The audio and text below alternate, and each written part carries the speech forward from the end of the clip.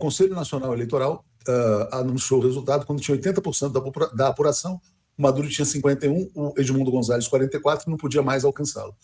A oposição, a Maria Corina, fala que o Edmundo teve 70% dos votos, né? Como é que você avalia aí? Quer dizer, como é que isso vai evoluir nos próximos dias? Diga, Zé.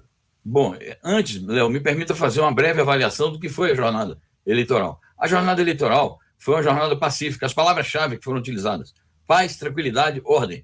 Nenhum incidente. Essas palavras estiveram na boca das principais autoridades do governo venezuelano, na autoridade do Conselho Nacional Eleitoral e das Forças Armadas. Então foi ressaltado que as eleições transcorreram em clima de tranquilidade. 1.300 observadores internacionais, acompanhantes, gente de movimentos sociais, muitos depoimentos. Eu passei o dia ontem com um olho na Olimpíada e outro olho na Telesul, que passou ao vivo toda a jornada eleitoral. E não houve, de fato, nenhum incidente. Então, é preciso ressaltar que a eleição foi feita em clima democrático, em clima de tranquilidade, em clima de ordem.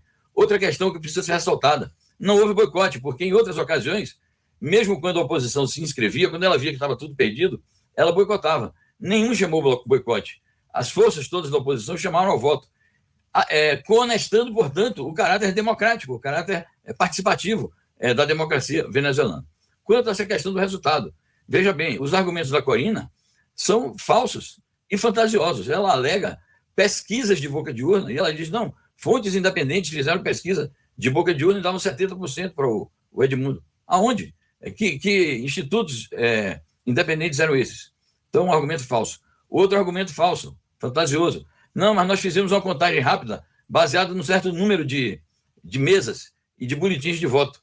E pela contagem rápida, nós fizemos, então, consideramos isso uma amostragem válida e fizemos uma projeção. É falso, é fantasioso, é ilegítimo, não corresponde. E para muita gente que está dizendo: mas um resultado com 1,5 de 1,2 é suspeito, é uma margem muito apertada. Nós somos especialistas aqui no Brasil em ganhar com margem apertadíssima, mais apertada até do que essa. Então, esses argumentos não são argumentos, são pretextos para tentar deslegitimar uma vitória que, como disse a presidenta de Honduras, a Xiomara Castro, é uma vitória incontestável. Natália, você que diz as primeiras observações, então, sobre esse resultado e essa jornada eleitoral. Olha, primeiramente, essa questão que a Maria Corina Machado estava falando das pesquisas independentes, eu também vi várias pesquisas independentes, inclusive do Instituto Lewis and Thompson, que é um instituto de métricas de pesquisa popular, sediado em Miami, de todos os lugares, e que ele, desde o meio-dia, que foi quando eles começaram a fazer as amostragens, eles davam uma vitória do Nicolás Maduro. Então, precisa ver também que instituto de pesquisa era esse que eles estavam, né? Quem são as pessoas por trás dos institutos de pesquisa? Agora, essa discrepância, né, de que, segundo a extrema-direita, 70% dos votos, além de tentar deslegitimar as eleições para o público, para a comunidade internacional, também é uma tentativa de tentar insuflar a população, a oposição, que é extremamente virulenta na Venezuela, a atos de violência, dizer: olha, nós fomos descaradamente roubados, e a gente sabe que não foi assim. Não teve nenhum caso de supressão de votos, não teve nenhum caso de pessoas sendo impedidas de votar, muito pelo contrário. Todos os observadores eleitorais presentes no dia de ontem, inclusive de pessoas que são críticas ao governo do Maduro, estavam falando que estava tudo transcorrendo na maior paz, na maior transparência, que não teve. O único problema é o mesmo problema que nós temos também no Brasil, que são as filas longas, mas fora isso que estava tudo normal, que não teve nenhuma violência, nenhuma atitude suspeita. Então, é mais uma tentativa da extrema-direita de tentar, obviamente, deslegitimar, de tentar dizer que as eleições da Venezuela foram roubadas porque o povo venezuelano, em sua maioria, não quis votar neles. Então é muito fácil, né? É o modus operandi da extrema-direita. Trump, Bolsonaro, né? Se os resultados não são do jeito que eu quero, é porque a eleição não valeu. Vamos fazer de novo até eu ganhar. É isso que eles querem. Ou nem precisa fazer, só dar um golpe. Só que, por exemplo, dessa vez, o próprio governo dos Estados Unidos, a própria Kamala Harris, disse, né, que o resultado seria reconhecido, que o povo venezuelano tem que ser respeitado, que a democracia da Venezuela tem que ser respeitada. E, obviamente, isso levantou, né, alguns olhares suspeitos em relação a Kamala Harris falando isso. Até mesmo do próprio governo, porque, por exemplo, Antony Blinken não concordou e disse que as eleições não foram transparentes o suficiente. Então, a gente precisa ver como é que os Estados Unidos vão se posicionar, o governo vai se posicionar nesse momento, para a gente também ficar de olho se outras ocorrências após essas eleições podem vir a acontecer, como violência ou tentativa de golpe. Exatamente. Tem um impasse agora, né? Quer dizer, entre a Kamala Harris, que diz que reconheceria, e o Tony Blinken, que não está reconhecendo.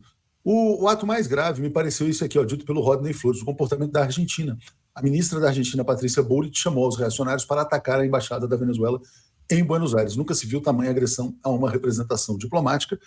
O Milei estava enfurecido nas redes, sendo retuitado, inclusive, pelo Elon Musk.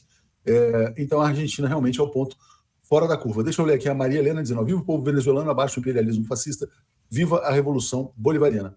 Zé, antes tem esse aqui do Cláudio Alves também, dizendo: sabíamos que a direita nunca aceitaria a derrota. Zé, como é que você vê a questão da América Latina, né? Peru não reconhece, o Chile não reconhece, a Argentina não reconhece, e o Brasil até agora não se manifestou, está aguardando uma posição lá, a entrega de todas as atas. Acaba de chegar uma informação importante: a China acaba de felicitar o Nicolás Maduro pela sua reeleição. Então a China já reconheceu a vitória e já felicitou o Maduro. O Brasil ainda está um pouco assim, talvez, temendo aí eventuais represálias. Diga lá, Zé. Muito bem. Há uma outra questão sobre a atitude da Corina Machado, que é preciso ressaltar, que está ligada com esse imbróglio aí das atas, dos boletins. O Conselho Nacional Eleitoral declarou solenemente, no momento que proclamou o resultado, declarou o seguinte: no momento que anunciarmos o cômputo final, que provavelmente será hoje, nós vamos liberar todas as atas, porque é assim que a lei da Venezuela manda. E o Maduro insiste em dizer sempre: a Venezuela é um país com lei, não precisa que nenhum país, grande ou pequeno, da região ou fora dela, venha nos dizer o que é que nós temos que fazer, porque aqui existem leis internas, aprovadas pelo parlamento venezuelano e executadas pelos poderes republicanos. Então, essa questão também dos boletins é uma fraude, esse argumento é fraudulento, porque está prevista a entrega, a própria lei determina a entrega. E com base nisso, ela começou a fazer uma incitação ontem mesmo, a partir das 6 horas, quando teriam que ser fechadas as escolas, os centros de votação, ela começou a incitar as pessoas a irem aos centros de votação, alguns até na tentativa de arrombar a porta, para se apropriar das atas. Desconhecendo o fato de que tudo foi fiscalizado, todas as sessões eleitorais tinham fiscais de todos os partidos. Bom, então esse argumento não se sustenta.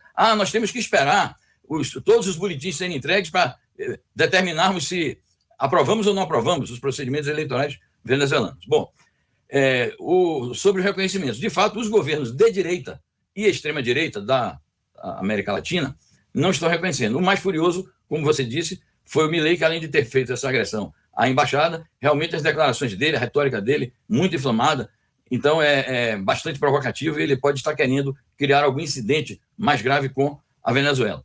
Então, quem não reconheceu foi o Uruguai, que é um governo de centro-direita, né? O Chile, que é um falso governo de esquerda. Você citou aí o Peru, e, enfim, esses governos que são de direitas. A exceção é o Chile, que é um governo que não se intitula de direita, mas que, na prática, faz o jogo do imperialismo em questões de fronteira, de política externa, que condena Cuba, condena Venezuela, condena a Nicarágua. E acho que o presidente da Colômbia também fez uma declaração um pouco vacilante. Inclusive, na minha opinião, algo meio desleal, porque a Venezuela tem feito gestos importantes de conciliação e amizade com a Colômbia. Agora, a gente tem que ver outro lado da América Latina. O que disse o Petro, Zé? Ele deu uma declaração parecida com essas aí, faltou transparência. Depois eu não achei porque eu vi isso no meio de uma notícia que tratava de muitos assuntos. Depois eu não encontrei para publicar, mas a gente ainda pode achar, talvez, um tweet dele. Mas é uma declaração no sentido assim que faltou transparência, mais ou menos no tom do regente da orquestra dos governos vacilantes da América Latina, que é o senhor Antony Blinken. É bom que a gente diga as coisas com clareza. Existe uma orquestração e o maestro dessa orquestra se chama Antony Blinken, falando, evidentemente, em nome do Joe Biden. Agora, há um outro lado. Honduras aprovou, disse que a vitória é incontestável. Cuba chamou meu irmão Maduro, grande vitória das forças anti-imperialistas. A Bolívia, que não se pode dizer que o governo do Luiz Arce seja um governo radical, saudou em termos bastante calorosos. E fora da região, você agora está noticiando a China, que me surpreende a rapidez, porque a China é sempre muito protocolar, ela é sempre muito prudente, ela demora um pouco. Muito bom que ela tenha feito isso. E o Irã também já se manifestou. E não tardarão a aparecer outros não tardará a aparecer outras manifestações de apoio. Eu acho que o Brasil, francamente, eu não quero crer que o nosso governo tenha feito essas declarações ao repórter, que é um bom repórter. Eu reputo que o Jamil Chad é um bom repórter, mas eu acho que ele está fazendo uma interpretação do conjunto dos fatos. Porque ontem mesmo nós publicamos aqui e comentamos no Boa Noite a declaração do Amorim. Ele disse: eu estou conversando com o Centro Carter e com os especialistas do painel da ONU. Então, ele já tinha conversado isso antes do resultado ser proclamado. Então, depois que o resultado é proclamado, é que o governo brasileiro vai dizer que vai respaldar a querela, porque é uma querela da oposição, alegando um falso argumento, que é a falta de entrega dos boletins. Então, eu acho que eu preferia esperar uma posição oficial, uma nota oficial da chancelaria brasileira ou do Palácio do Planalto, porque essas declarações que estão aí, francamente, eu acho que não correspondem às boas relações do Brasil com a Venezuela. Mas o fato incontestável é que há muita pressão dos Estados Unidos sobre o Brasil nesse momento. O regente da orquestra.